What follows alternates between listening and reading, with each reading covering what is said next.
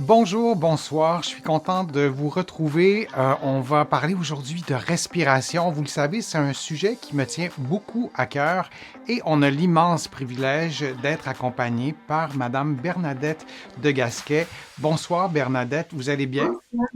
Très bien, je suis tellement contente aussi qu'on puisse faire ce live ensemble ce soir. Quand on parle d'abdominaux, ben souvent, en tout cas, je le vois chez les internautes, chez les gens qui me suivent. Hein, quand on parle d'abdominaux, on parle de personnes musclées, de personnes très minces, parfois très maigres, parfois peut-être trop maigres.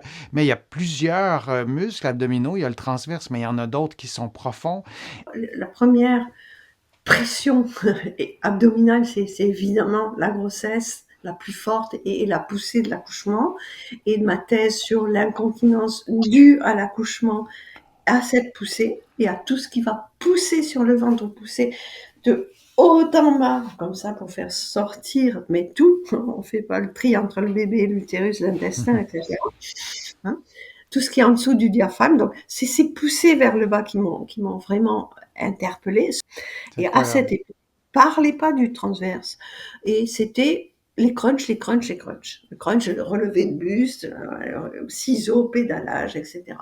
Et par rapport au problème d'incontinence, eh ben, c'était évident que le périnée, il subit toutes ces poussées et que si je serre le périnée, j'augmente encore la pression puisque je remonte en bas et je bloque au-dessus. Je sais pas si vous voyez. Voilà. Il faut, il faut que le périnée et le diaphragme aillent dans le même sens. Mais si je fais ça, j'augmente la pression. Bon, ben.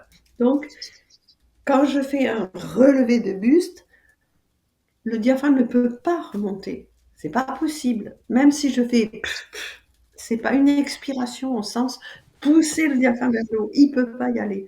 Donc, le volume entre le diaphragme et le périnée,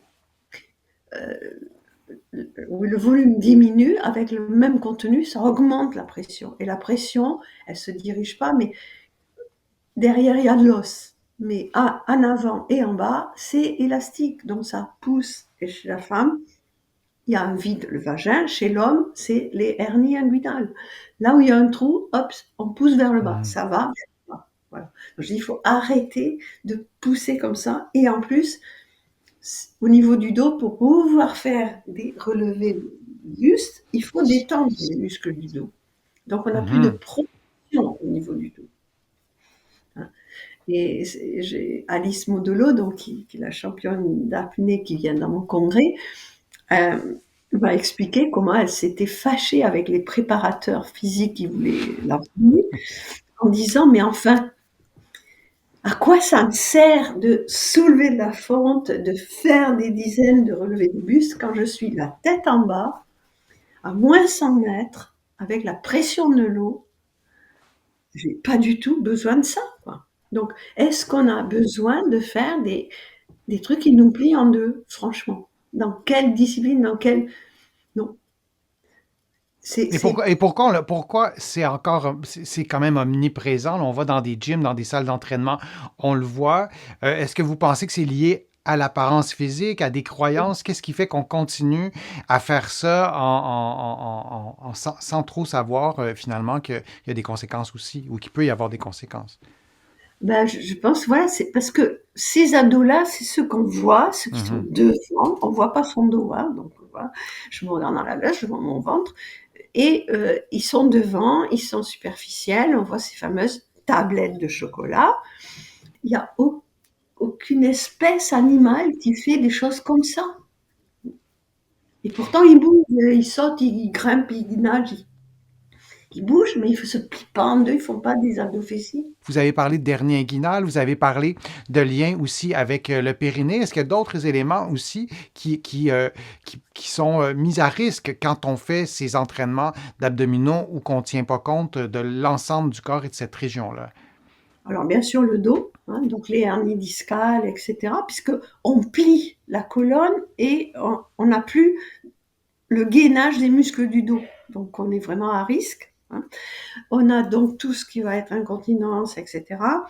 Et au niveau respiratoire, on ne peut pas bien respirer parce que voilà, c'est fini. Donc c'est un peu tout quoi. C'est D'accord. vraiment, oui, un peu tout. Donc, merci beaucoup, Bernadette. Je veux présenter, si vous permettez, vos livres. J'en présente trois. Encore une fois, il y en a vraiment beaucoup, beaucoup plus. Bien-être et maternité. Il y a aussi La puissance insoupçonnée du gainage avec Teddy Riner et aussi le classique, et il y en a d'autres aussi, Abdominaux, arrêtez le massacre. Je vous laisse le mot de la fin, la respiration, un message clé qu'on peut retenir sur la respiration, Bernadette. Eh ben, je souhaite à tout le monde de bien respirer. Oui, et de J'espère prendre vous avoir inspiré. tout à fait. Ben, merci beaucoup, Bernadette. Merci à vous tous et à vous toutes. Vous pourrez réécouter tout ça en rediffusion. Je vais republier les segments. Continuez à nous poser des questions aussi. Je vais les relayer, les questions, et on pourra peut-être y répondre aussi dans un autre direct. Merci, Bernadette. Je vous souhaite à tous et à toutes bonne soirée, bonne fin de journée. Au revoir.